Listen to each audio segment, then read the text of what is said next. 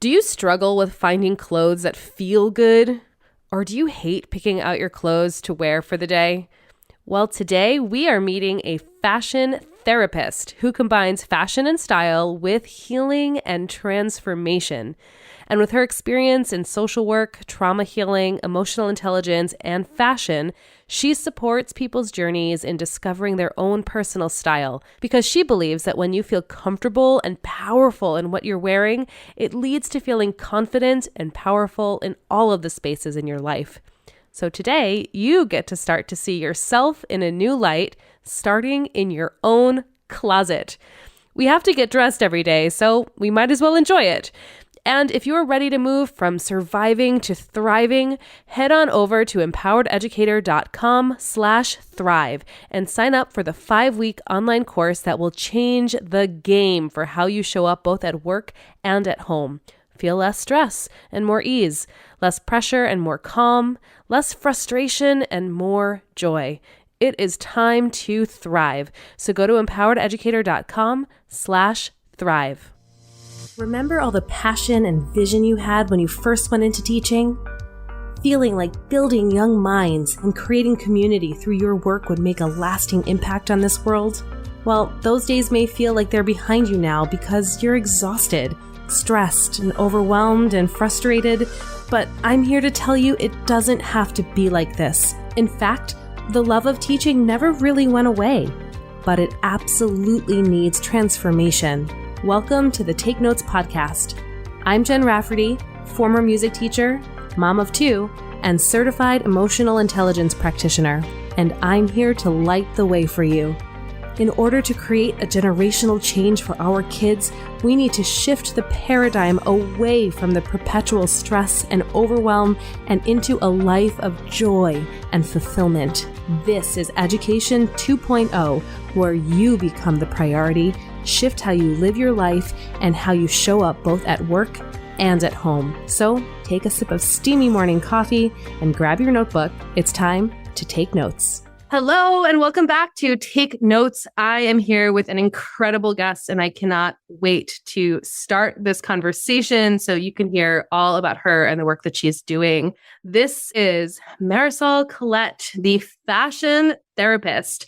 Marisol is a personal stylist and psychotherapist who has married her expertise in both fashion and personal identity with her decade-plus long career working and teaching in the field of trauma healing. She engages clients from the heart, helping clients define and refine their personal style to create life-changing results. And Marisol believes that feeling comfortable and powerful in what you wear leads to feeling comfortable and powerful in everything you do. Her background as a therapist has allowed her to bring a level of consciousness that is not incorporated into traditional styling and ultimately helping align your style to your soul. Marisol, thank you so much for being here. Yeah. Oh my gosh. It's such an honor to be here with you. It's so fun to get to spend this time with you because I love spending time with you. Yes, same. So Marisol and I met because I was actually a client of hers when I was kind of going through my transformation from educator to entrepreneur, and not just in my career, but there were a lot of personal things that were going on with me. I was shifting my identities, and talking with you has been an unexpected change for me in how I show up, even just how I get dressed in the morning. So this is kind of a nod to that and my gratitude to you in my experience with what you do. Thank you for sharing. Well, thank you. So I would love to know more about your story of how you came through the land of therapy to fashion and how and why you ended up marrying those two. Yeah, thanks for asking. So I have always loved the idea of getting paid to support and help people. That led me right into the world of social work as undergrad at college. And then I went on to grad school at Columbia in New York City. It was an easy degree because it felt like I got to give love out into the world. And the benefit was that people felt the love and they had growth and transformation. It was a win-win situation. At the same time, I grew up in a family of artists. I was really supported in the world of fashion. My parents are painters and graphic designers. We had singers and pianists and other musicians in my family, actors. So I grew up in that whole world. So when I was doing social work, it felt like I was leaving a part of myself behind. And so what I started to do is I started to offer my friends what I call my closet transformation for fun and for free. I'd say, let's have dinner together. You can make dinner and I'll go through your closet and help you essentially rework what you already have there. So look at it in a new light. My tagline is see yourself in a new light. So it's like taking what you have and totally seeing it as a new version of you and reorganizing things and putting them together in new ways. People would say to me, similar to what you said, I'm getting so much more out of this than I ever thought. Something about me is transforming in a way that I hadn't imagined based on just looking and playing dress up with you, looking at our clothes and playing dress up. And I think that that's the key to what I eventually created my business out of, which is that I'm keeping the therapist, right? I'm keeping the part of me that loves to support people in their healing and growth, believes that transformation is possible for all of us, and also feeling like it's my natural inclination to do it kind of through the back door, the side door of fun. So being best girlfriends, playing dress up, having a good time being in your body, if that's not something you've experienced before, basically loving and celebrating my clients in the way that they look and feel and what they wear. And so when I built my business, honestly, it was to make my job more fun and then in turn continue to support people through their transformations. So in 2015, I left a federal government job where I was just doing social work. And I created this business and slowly it's grown. I have a private practice where I still do trauma healing. I quit teaching in the field of trauma healing so that I could make more space for the work that I do. And now I support people both in one-on-one settings. And I do this with people across the globe. I mean, you and I don't live in the same city, and you've traveled and we've talked and you've been in other places and your people that you spend your time with are in other places. So I can do all of the work from afar. I travel for some of my clients, and then I do branding, photo shoot styling, which is where you and I originally met. So it was the first thing that we did together. And it's so much fun. I mean, you and I had a great time. I was not expecting the great time that I was about to embark on. Because to me, when I hear you speaking about clothes and bodies, fun and loving and celebrating was not words that came to mind but at the start of our journey together. And I still get choked up even just saying those words because it's so raw and it's so real for so many people. So for someone who might not be experiencing the fun and the joy and the love about their bodies, how do you go about even just starting to have that conversation with somebody? Yeah. Through my training as a therapist, one of the models that I used was a positive reinforcement model. And what it isn't is it isn't a Pollyanna approach. It isn't a love and light, everything's fine approach, ignoring what doesn't feel good or what's wrong, but it's really focusing our attention on the felt sense of what is going well in our body. We have a natural tendency towards healing, growth, and transformation, but often we have this negativity bias where we're focused on what's not going well. So it's like the attention to the negative or what's wrong, the what's wrong attention is what one of my mentors in organic intelligence, Steve Hoskinson, would always say, the what's wrong attention.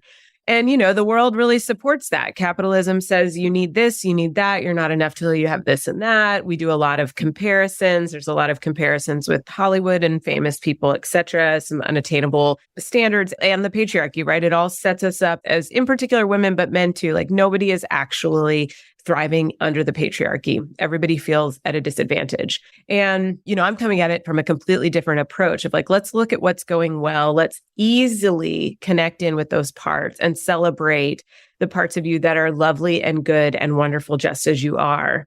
Again, I said, I become your best girlfriend. Like, think about that. Think about your best friend and think about how they treat you. And they think the world of you. They're your fan club, your biggest fan. And I become your biggest fan. I think that is just kind of a framework for what I do is so valuable because people are just not used to getting that kind of love, and it's not easy. But I'm also doing therapy on the side, listening in ways that other people aren't listening. So it's not a what to wear or what not to wear kind of program, because most importantly, those kinds of things don't stick. If I were to just tell you what to wear and it had no resonance or alignment with who you were, I mean, you trash it at the end of the day, or you just wouldn't feel as good in it.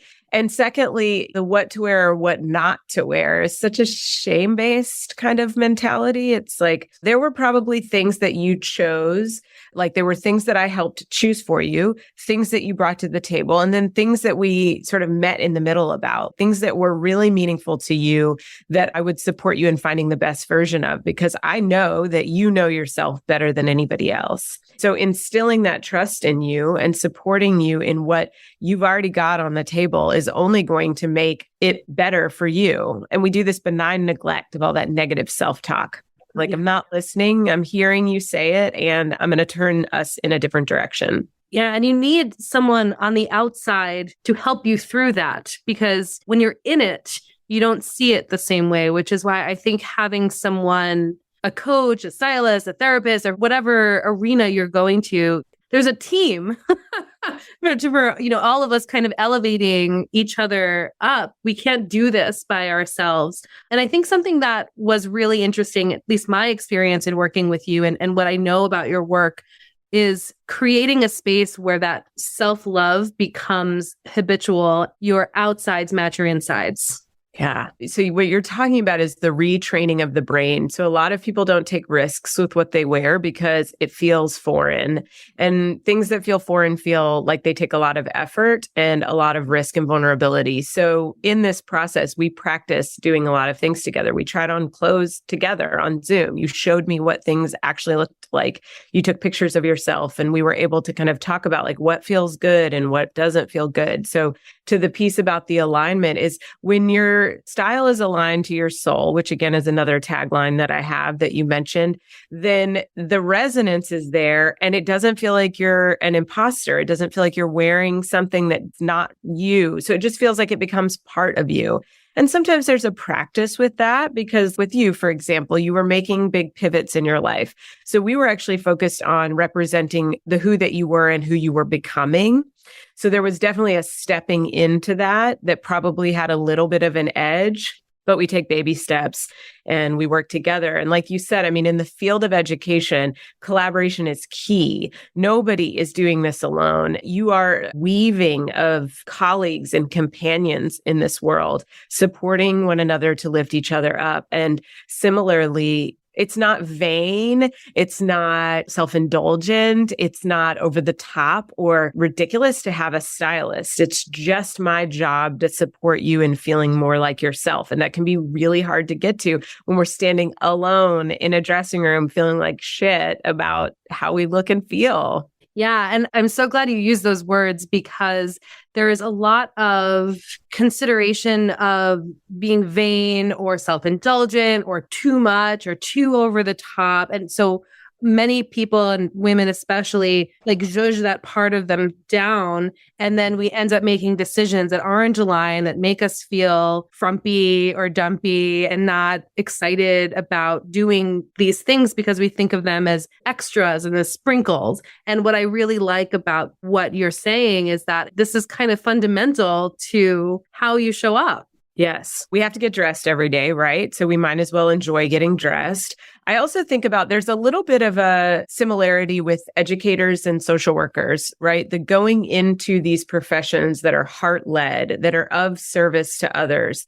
It can feel like the most important thing about our work, which it is about that service to others, is about how we support others. But I know that you're also teaching people how to support themselves, how to have strength in themselves so that they actually have the energy and the capacity to do this work of service in a long range capacity. I also think about how it's a little flipped on its head, in my opinion, that we would think of ourselves last or think about not elevating ourselves to the highest version of ourselves, because it's this humbleness that gets really overly attached sense of humble. I mean, I know I'm not saying that exactly right, but I know that folks it's a humility where we can't brag, we can't be too much, we're of service. So there's this meager or meekness, I think that comes along to it. It happens. And it's important also to consider the context. We don't want to be super flashy when we're working with, there's like lots of communities of people that we want to kind of resonate with, and we don't necessarily want to separate ourselves from too much. But the thing that you read in my bio that says we dress in a way that makes us feel comfortable and powerful, or I say comfortable and confident, so that we can feel comfortable and powerful or comfortable and confident in everything we do, it's only going to enhance how we show up in the world. It's only going to make that feel like a better experience. 100%. You're right. That is exactly the fundamental principle of Empowered Educator is the most generous thing you can do for other people is take care of yourself. Because if you're feeling dumpy, you're showing up dumpy. You know, if you're feeling crappy, you're showing up crappy. And it's so important that we consider what we're wearing, not just how other people see us, but by how we're feeling on the inside. And I think that's the thing that's so interesting about your work and how it's different from the mainstream fashion. It's not about outside looking in, it's inside looking out. Yeah, which means that when I meet a new client, it is a complete mystery to me. It's an opportunity to humble myself to the fact that I'm not going to know what's going to come out of our time together. You were in a cohort of a couple of other women who were working on branding photo shoots, and every single person's imagery looked so different. And they picked locations, photographers, color schemes, and clothing that were specifically aligned to the work that they do and to who they are as a person. So when I show up with somebody, it's not about like, all right, we're working towards that Chanel bag. We're going to get those name brand clothes. We're going to do all this stuff because you quote unquote deserve it. It's like, no, I'm actually really interested in who you are. And then we're going to reverse engineer this. And so I help people with that question, like, who are you? Who are you becoming? That's where some of the therapy plays a part, right? To really get into that deeper exploration. And then we reverse engineer it to find clothes that align with that. I'm always finding new brands and clothes and stuff to align with my clients' individual needs and preferences. You know, and especially as we do back to school shopping, right? A lot of what I'm hearing with the people who talk to me about their clothes moving forward is budget. And they're like, oh, I still haven't gotten rid of this COVID weight and I can't fit into my jeans that I used to fit into. And I don't feel good anymore. So I'm going to buy these really super cheap, ugly things because I'm not planning on wearing them for very long. And so, you know, with those kinds of narratives, I would love for you to speak a little bit to how do we change our mindset about this in a way that's practical, where someone listening right now could be like, okay, that's like something I can do today. Yeah. I actually have worked with a number of educators going back to school, like just in the past month or so because of the timing of that. And I'll talk a little bit more about that later, but budget is a great consideration, right? I can shop with folks in resale stores, so consignment. I can shop with people at Goodwill. There's a lot of brands out there that are actually high quality, but are working towards affordability and accessibility. I can work with people who are looking for ethical, sustainable clothing or issues around human rights. I mean, there's a lot of places that we can go based on people's values and needs. And what was my newsletter this past week, or the one that's coming out next week? I can't remember. It's like something about like, you can't wait for it. I wish I could remember off the top of my head. I just wrote it the other day. It was like the concept of waiting. Oh, yeah. I had a client who said to me, it was the most brilliant thing. She said, we can't call today a problem. And I mean, I had this like pause and just take in what that meant. We can't call today a problem. And she was referencing a lot of physical changes that she's had in her life that led her to her work with me. Because I was asking her, I was like, so as we begin our work together, which is going to be over a long period of time, what do I need to know about your body and about the changes that you've made? And are you making more changes? And she's like, I am exactly where I am today. And I've come to believe and to understand that I can't call today a problem. So this is who I am today. It was this like matter of fact, incredible acceptance, lovely perspective on the world and on ourselves. And so we're buying clothes for her today body, and we're investing in those so that you're right. We're not waiting. I mean, everybody knows, like, we don't know what we're going to get tomorrow or if we're going to get tomorrow. And that's so hard to live into because we're so consumed with the fact that I'm going to make a change. I'm going to make a change next week, next year, whatever. Well, let's hope that we have that. I am a big proponent of being in your body right now. I also understand that practically speaking, people are changing in two ways. One, physically, because people have done a lot of shape shifting during the COVID time. So they're physically changing, right? And also, we are not the same people that we went into 2020 being. I mean, in so many ways, there's been a lot of political movement. There's been a lot of racial social justice movement. There's just been a lot of coming to terms with like people are reprioritizing their lives, making big changes, falling in love, getting divorced, like making changes in their lives that they're like, holy crap, I was holding on to this and waiting for this. And now COVID really ignited the fire underneath me to make these changes. So a lot of people are dressing in new ways because they're letting go of their old selves. And they are still evolving, and it's okay to buy clothes for your today body and your today personality. I'm so glad you said that because that was part of my transformation also was I had gotten divorced when COVID hit. And I looked in my closet of just all this evidence of old me.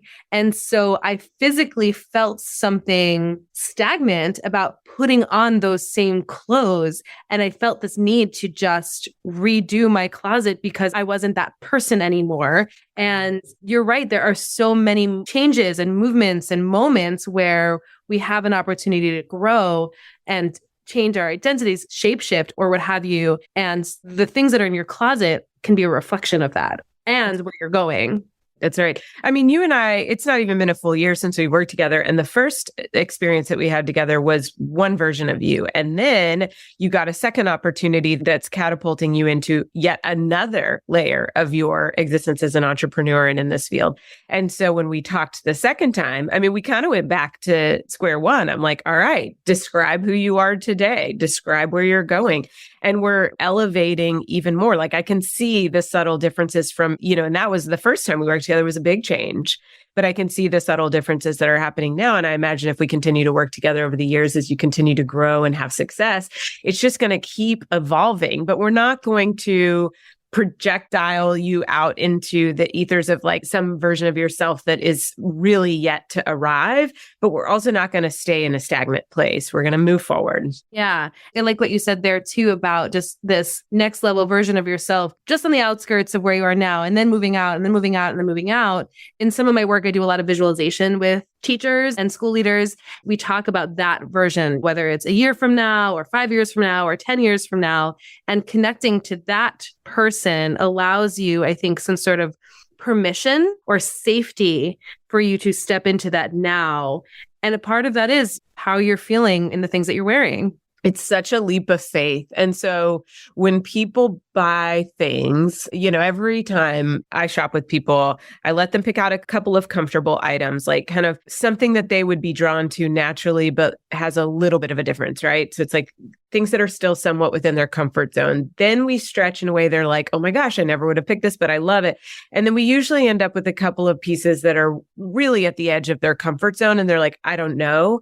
And my favorite thing is get these report backs of like, that was the first thing I was drawn to. I wore it within a week of buying it. I feel really great. And how quickly we can grow when we actually do that. Like what you're talking about, we visualize out if it's a week, if it's a month, if it's a year, if it's 5 or 10 years, we're visualizing out and we're making the choice to step into some of those habits and behaviors now, which then leads us to supports the change happening at a clip, really. Oh, it's so powerful. So with that, I would love to know a little bit more about when someone calls you and says, hey, it's back to school. I want to kind of have a little bit of a facelift for my closet. What process does it look like? I mean, you talked a little bit about picking some things that you like and picking some things that your client likes.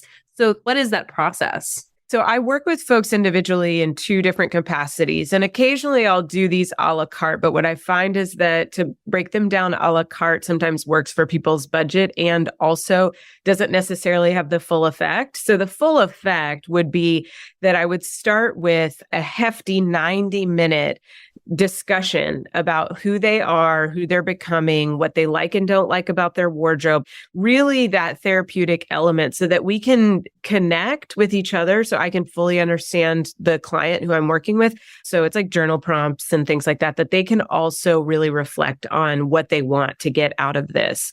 That's again where I am most in that therapeutic role. And then I want to go through their closet. So if it's on Zoom or in person, I want to be looking at the clothes in their closet because people have amazing things. And our intuition is better than we often give credit for. We think that we have nothing, right? Like I hate everything. But my eye is to see where we can utilize some of the stuff that we have. So maybe it's just a couple of pieces to go with that thing. Or maybe it's actually taking two things from opposite ends of the closet and putting them together. But in some way, transforming your closet and then getting a sense of what we actually do need to get. And then that's the shopping together process.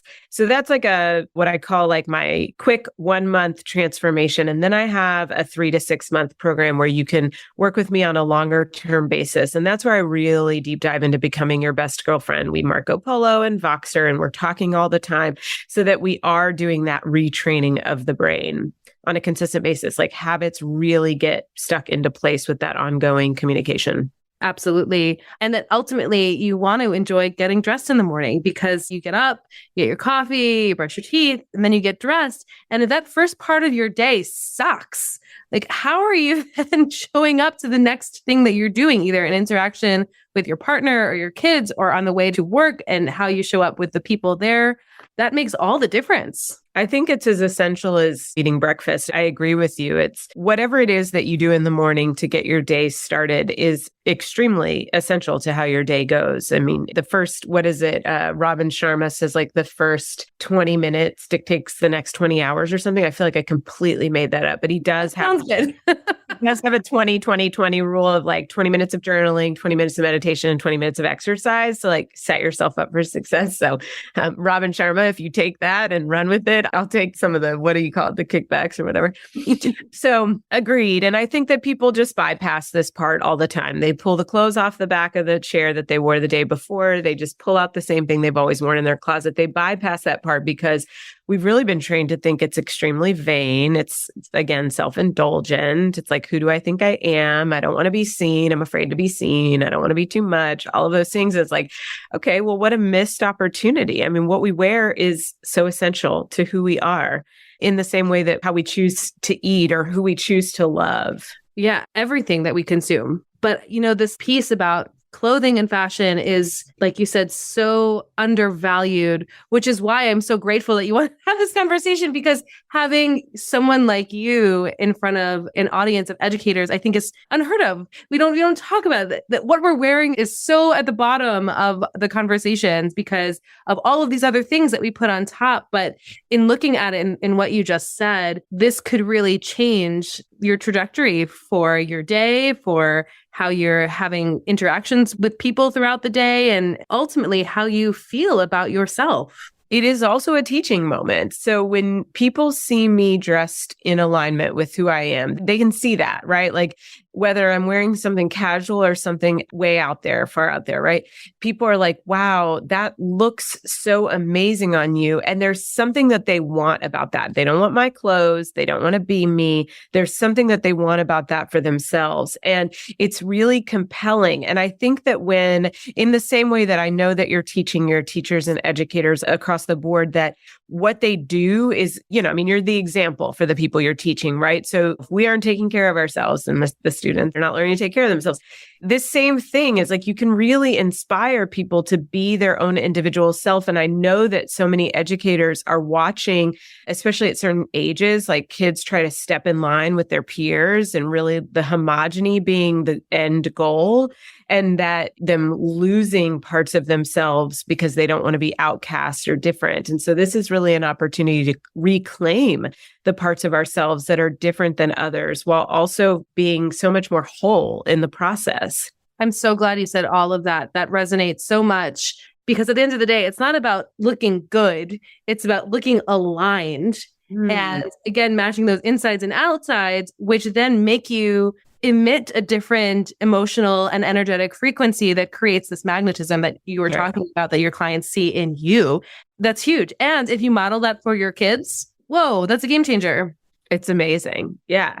All of it, everything you're teaching, anything that I'm teaching, all of it, anything in the realm of like self-love, self-compassion, self-forgiveness, self-care. I mean, it's all truly the best thing we can do for ourselves, but it really is the best thing we can do for others. There's this line, when I take care of myself, everyone wins. To think about that, like everyone wins, because we're so afraid to take care of ourselves because we think it's going to detract from the work that we do or the way that how we can support or serve others. And it's like, when I take care of myself, everybody wins. Like if you could believe that across the board, I can't imagine not wanting to go at it from that way, as opposed to when I don't take care of myself, potentially everybody loses. Like I lose and I make myself less available to my students and clients. They lose out an opportunity to see me living my best life. Yeah. Oh, 100%. I think if anyone takes anything from this podcast today, it is that when I take care of myself, everybody wins. That is it. That's the fundamental principle. And I think you might have just described this, but I'm wondering if there's more there. I ask this question to everybody who comes on, as far as your dream for the future of education, knowing that, this is an audience of educators. What is your dream? I have a lot of dreams for educators. As we know, there's just a lot of inequity across the board around pay, around hours worked, around people showing up. Like there's a lot going on that we need to change as a system, and that individuals need to participate in changing for themselves. But I'll just talk about style, right? So I shopped recently with two teachers. One works in higher ed, doing fundraising, and one works with, she's going to kill me if she hears this, fourth graders. She's an art teacher.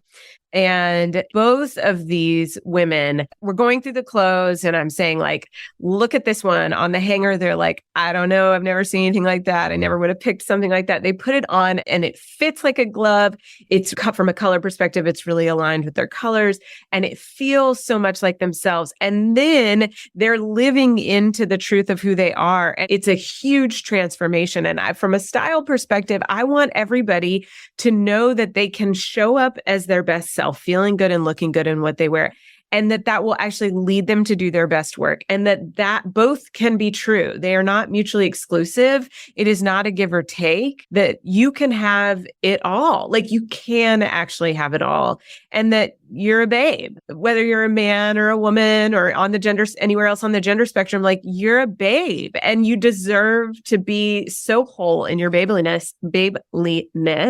And I see the beauty in everybody that I work with. It's so easy to see, and it's really hard sometimes for us to see it for ourselves. So I just shine that light. And I don't know, the idea that people could love themselves more, thus making this a more loving world. I mean, that's what chokes me up. And what a beautiful example for our next generation. It's just like, you are the new sexy, like wherever you are right now, like that's it. That's it. And owning that is part of that beautiful self-love. And yeah, that's how we elevate humanity. We love ourselves. Right. That's right. And I'll just say, I kind of mentioned this before, but like we got to dismantle some systems and structures, right? We got to dismantle the patriarchy. We got to dismantle the way that capitalism really runs and rules our lives. We've got to dismantle lots of oppression that is in this world, racially, socially, etc. And the only way to do it is to fight against the norm, and not in a way that's aggressive, hateful, or necessarily in like high conflict with other people, but to stop being in conflict with ourselves. That's it. This is how we do it. And it's sometimes quiet, but powerful. Mm-hmm. Just show up, look good, show up. Yes. Oh, this has been spectacular. And I'm so grateful that you wanted to spend your time with me today and with everyone listening. So for those people who are interested in your work and want to know more about you and how to work with you, where can they find you? So you can find me. My website is soulreflection.com. And that's SOL. That's the last part of my name. So Soul Reflection, singular, not plural.com. And then you can find me on Instagram at Soul Reflection. I do a lot of really fun stuff that's just entertaining and cute there. I also have a Facebook page that's Soul Reflection at Soul Reflection. On my website and in my link tree in the bio of my Instagram are places where you can sign up for a free 20-minute consultation with me. Also, both those places have freebies freebies. I have a free 5-day #stretch your style simply challenge, which is part of that retraining of the brain. It's where we make small changes every day for 5 days just to kind of notice how you feel without having to completely upend your wardrobe, but just adding one thing every day that makes you feel a little different. It's very subtle, but it's very powerful. I also have a free self-guided closet inventory. So it's you taking everything out of your closet and doing your own inventory, which is somewhat similar to my closet transformation. You do it without my eye, but it definitely helps you see your closet in a new light as well. So lots of freebies. My newsletter is a great place to get free information and free consultation, and we can see where we go from there. Yes, highly recommend. And your Instagram is always so fun and colorful and energetic and exciting. So definitely follow Marisol there. Thank you again. This has been absolutely spectacular. I so appreciate the work that you do in this world. Thank you so much. You too, babe. Thank you for having me. Absolutely. So if you liked today's episode, go ahead and leave a 5-star review, and we will see you next time on Take Notes. Incredible, right? Together, we can revolutionize the face of education. It's all possible, and it's all here for you right now. Let's keep the conversation going at Empowered Educator Faculty Room on Facebook.